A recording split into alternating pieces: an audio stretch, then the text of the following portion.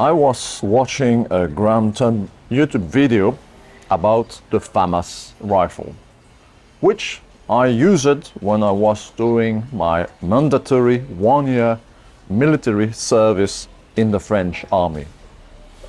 I was really curious discovering what Michael would have to say about that rifle when suddenly that happened.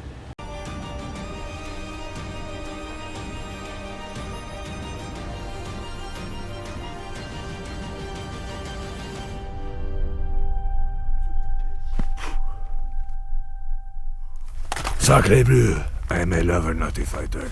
I surrender. Michael, what a bad joke. Miming a Frenchman who surrenders. By the way, Mr. Jones, you have a Welsh surname. You have Gaelic roots, like the Frenchman who you just imitated. The French are Gaelic people that have been colonized by the Romans until the fall of their empire, allowing the Frank, a German tribe, to set up in Gaul and create its nobility. French nobility that created later the major military order like the Knight Templar. French nobility that later invaded England and created the English nobility. May I also remind you that the motto of the coat of arms of England is writing in French: Dieu est mon droit, God is my right. And of course, Napoleon, certainly the greatest military strategist of all time, was also French. So Michael, where does the French cowardice syndrome come from? This is what we will study just after the jingle. Histoire, philosophie et politique, car tout est politique dans la vie. Histosophienne, histosophien, bienvenue.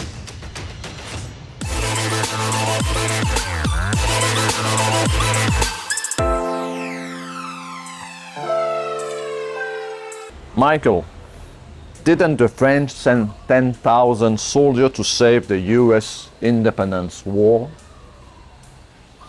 This military aid bankrupted France, leading to the French Revolution.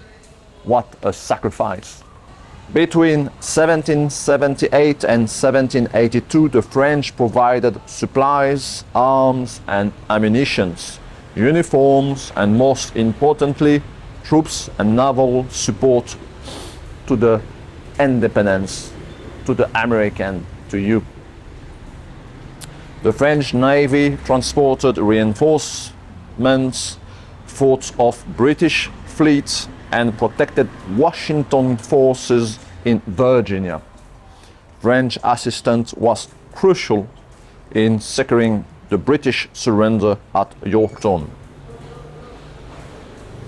Michael, do you know that a lot of English military terms have French origins? Army, cavalry, rifle, pistol, grenade, infantry, and so on. Michael, do you know that according to the British historian Neil Ferguson, France is the most successful military power in history? Michael, do you know that General Paul Ozares have taught counter-insurgency in the US? At Fort Bragg, headquarters of the US Special Forces, the Green Beret. That is a French word, by the way. So why are France described as the only surrendering nation during Second World War? Didn't other countries surrender? I guess yes. Isn't it because there is a kind of conspiration against France? Isn't it because there is a Hollywood propaganda against France? Michael, do you know that 300 Waffen-SS were French Waffen-SS were the last defending Berlin against the Bolshevik? That had certainly allowed US troops to reach the Elbe River, saving West Germany from the Red Army. In May 1945, as the triumphant Red Army crushes the last pockets of German resistance in central Berlin, French soldiers fought back. They were the last surviving members of the SS Charlemagne, the Waffen-SS division made up of French volunteers against communists. They were among the final defenders of the city and Hitler bunker. I don't say that it's good or bad, I just say that these soldiers, the last soldiers who were French are warriors. You have to understand that. Michael, do you know that the last samurai movie was inspired by the true story of Jules Brunet, a French soldier? And of course, Hollywood changed that. No French or good guy in Hollywood movies. Michael, my American friend, the last but not the least Dunkirk movie that you've certainly watched and enjoyed is an absolute fake. I will explain that later on. Let's jump into the history part of my video. So what exactly happened during German Europe invasion? I think this is the main origin point of the French cowardice syndrome. So let's discover how many days each country resisted against the Germans during the invasion of 1940. Denmark, 1 day. Luxembourg, 1 day. Netherlands, 5 days. Belgium, 18 days. Poland, 35 days. Michael, did you ever told anyone that Danish, Dutch or Polish had cowardly surrender to the German? Never, I guess. Isn't it strange that only the French are criticized even if they resisted much longer the Nazi army than the Polish, the Dutch or the Danish? Norway, 61 days. Maybe because the French army helped the Norwegian against the Nazi invasion. Yes, and especially the Foreign Legion. France resisted 45 days. Later on, with the help of the Axis power invasions, Yugoslavia 12 days, Greece 290 days, mainly because the Italians tried first to invade Greece. And speaking about Italians, Michael, do you know that the French repealed the fascist Italian invasion in the Alps? Let me now explain to you, Michael, what really happened during the French invasion during these 45 days. During the 45 days of combat, the daily German losses were greater than those of the Russian campaign in 1941. The First World Tank Battle was a French victory, and later 2 heavy French tanks destroyed 100 German tanks. The French heroic resistance at Lille and Dunkirk saved the British army that allowed the Allies to win the war. 100,000 French soldiers died au Champ d'Honneur, more than the number of Polish soldiers that fought against the Nazi invasion, with a total of 66,000 dead. And strangely, everyone will say that the Polish were very brave. They were, but not the French. Isn't it very strange? The other countries like Greece, Yugoslavia had far less casualties. The French paid the most heaviest losses of soldiers during the invasion war. The French at Lille, the city of Lille in north of France, fought so tenaciously that Kurt Weger allowed the man who surrendered to parade past his own troops. Look the picture. Dunkirk. 30,000 French soldiers resisted against 100,000 Germans to save the British army that cowardly escaped the battlefield, leaving the French alone. I never heard any English or American speaking of that. Michael, allow me to read to you what General George von Klucher wrote about the French soldier at Dunkirk. Despite our overwhelming superiority in men and hardware numbers, the French troops are counter-attacking in several places. I can't understand how those soldiers, sometimes fighting at 1 versus 10 or even 1 versus 30 in some areas, can find enough strength to assault us. This is simply amazing. Look the picture of the general. Michael, let's talk about Indochina War. The French fought courageously, first to reconquer the land, then against the communist regime.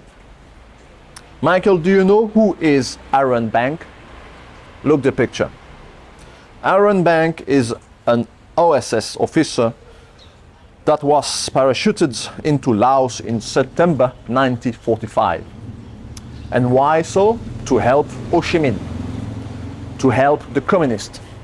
In Indochina, Major Bank met communist leader Ho Chi Minh on several occasions and financed him against the French. He also provided him the text of the American Constitution, which inspired the Republic of Vietnam Declaration of Independence on September 2, 1945. Into bracket, I'm against any kind of colonization, but it was the time. At that time, Indochina was France. Michael, isn't it interesting? Western nations fighting each other. The men of the OSS, through their support to the communist Vietnamese resistance, which in the eyes of the American was above all anti-colonial, soon came up against the French soldier of the Corps Léger d'Intervention, charged with preparing the arrival of General Leclerc Expedition Corps.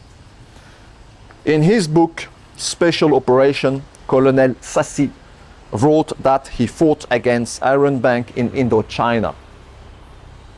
Really fighting each other. Yeah, hopefully there were no dead, I think, but his former brother in arms, at the time they were both Jetsburg, fighting the Nazi in France with the French resistance. Look the picture. Michael, I recommend you to watch the 317 Platoon movies. It's certainly the best war movie of all time. Yes, it's a French movie by Pierre Schoenhofer that was himself a soldier during Indochina War. Michael, did you heard about the Battle of Dien Bien Phu? I guess yes.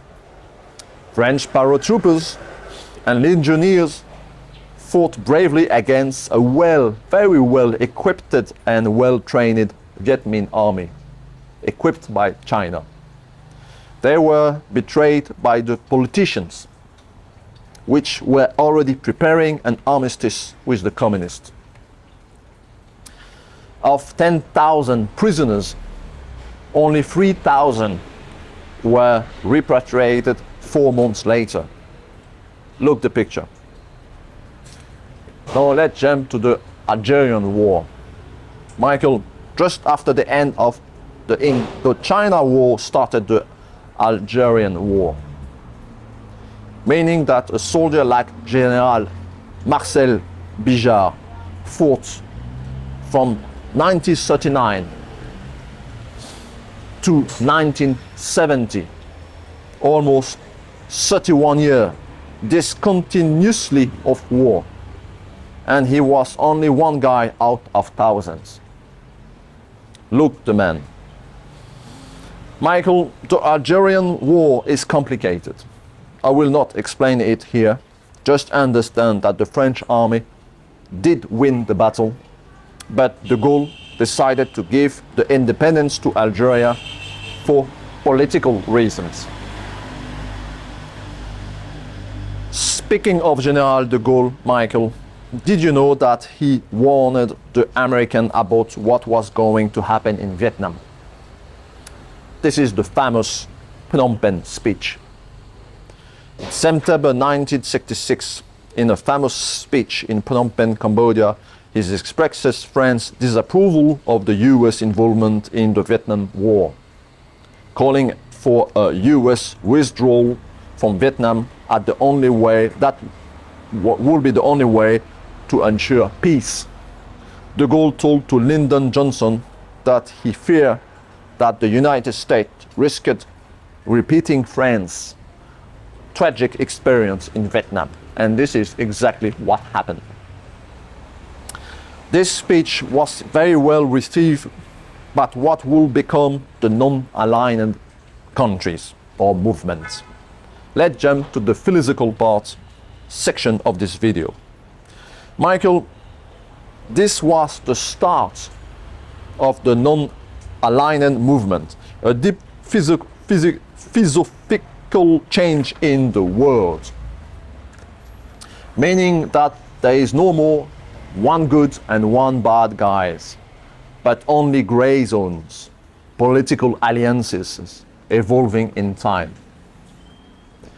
The term non-alignment was established in 1953 at the United Nations. Nehru uses the phrase in a 1944 speech in Colombo, Sri Lanka.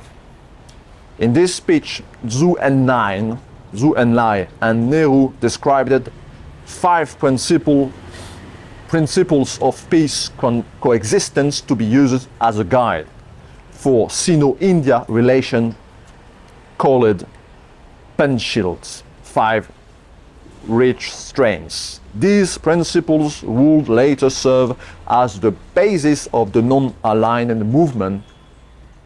The 5 principles are, or were: mutual respect for each other, territorial integrity and sovereignty, mutual non-aggression, mutual non-interference in domestic affairs, equality and mutual benefit, peaceful coexistence. Michael, as you can understand, this is completely opposite of what the US have done to the world since the Second World War. And why, Michael? Why is that? Because America was founded by a religious sect, thinking that they were the new elected people and that the promised land was America. Since then, the Americans are afraid of losing their paradise, their promised land, created a paranoid complex, making them think that that every other countries, if not completely aligned to them, are enemies, and that they need to destroy them at all costs. for their own safety. So when such a country is not completely an enemy like France, and either not completely aligned, they can't physically destroy France, but they can destroy its reputation, its economy. And this is exactly what the US do with France since 1945, since de Gaulle took the power. Let's go back to France and jump to the political section of this video with de Gaulle. Michael, do you know that Roosevelt wanted General Giraud to rule France and not de Gaulle? Look the picture. But de Gaulle ousted him and took full power after the liberation of France. Yes, Michael, cool down. Of course, your grandfather maybe liberated France. Thanks for that. Thanks for America to have liberated France.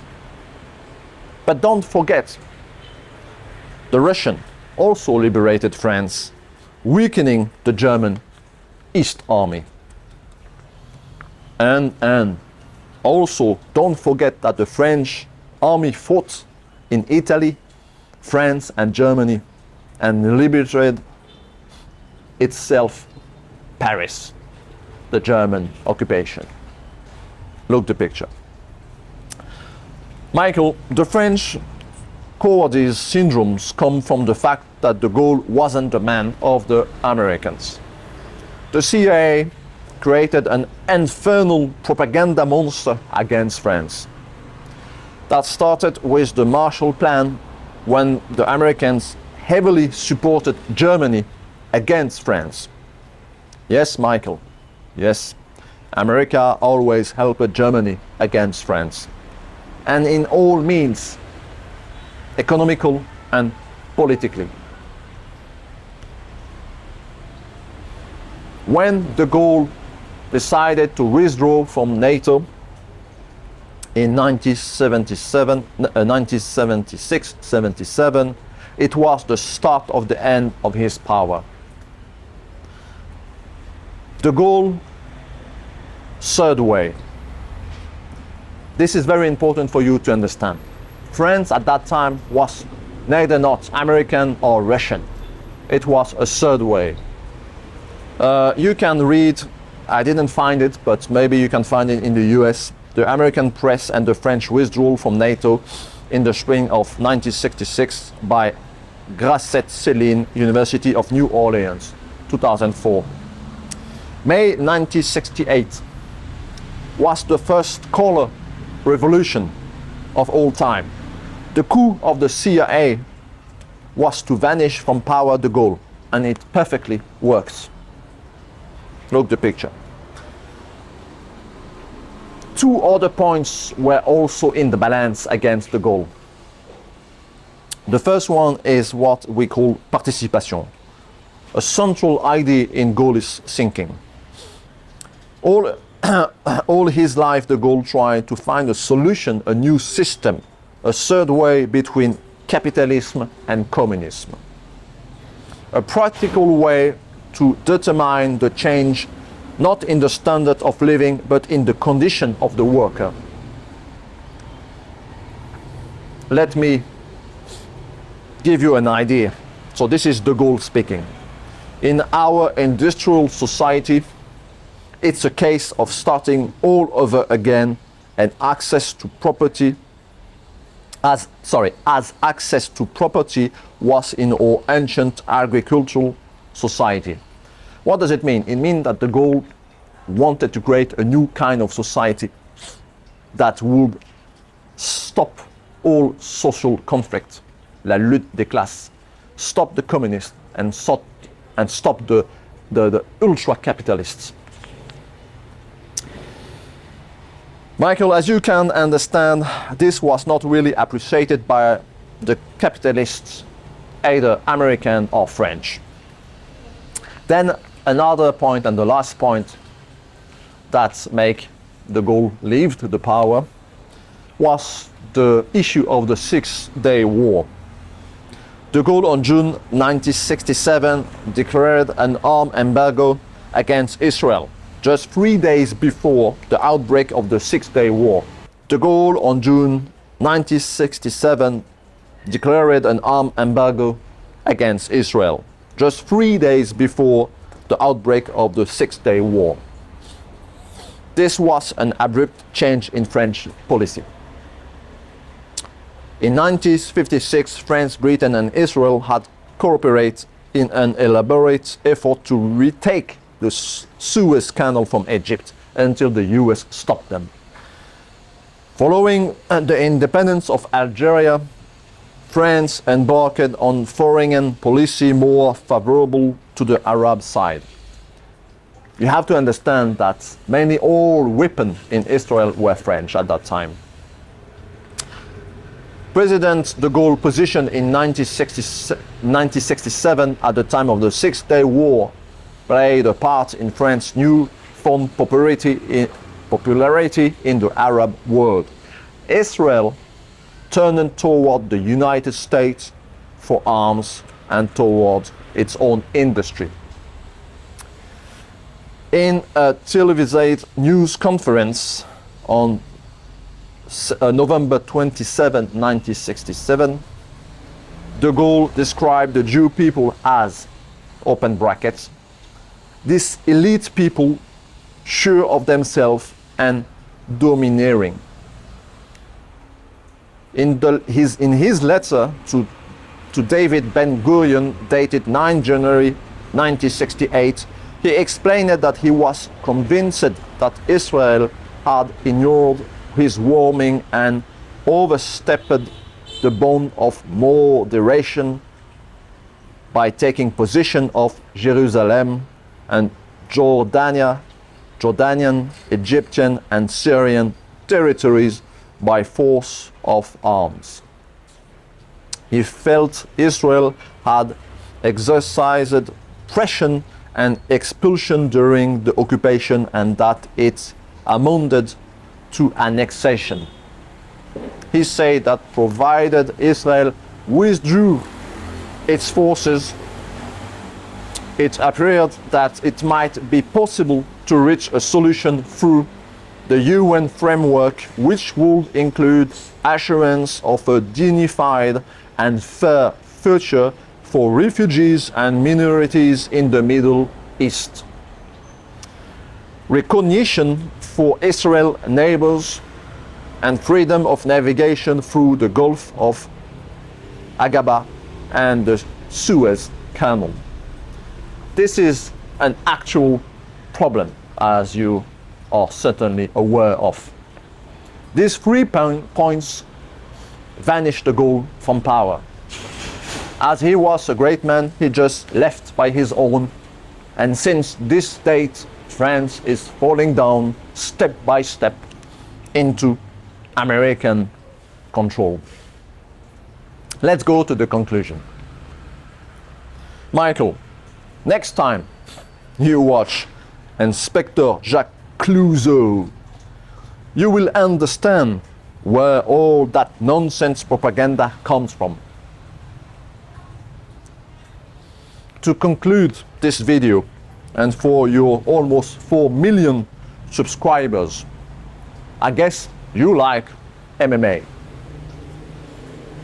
And that you will certainly enjoy watching Poirier against Saint-Denis. 2 great French warriors.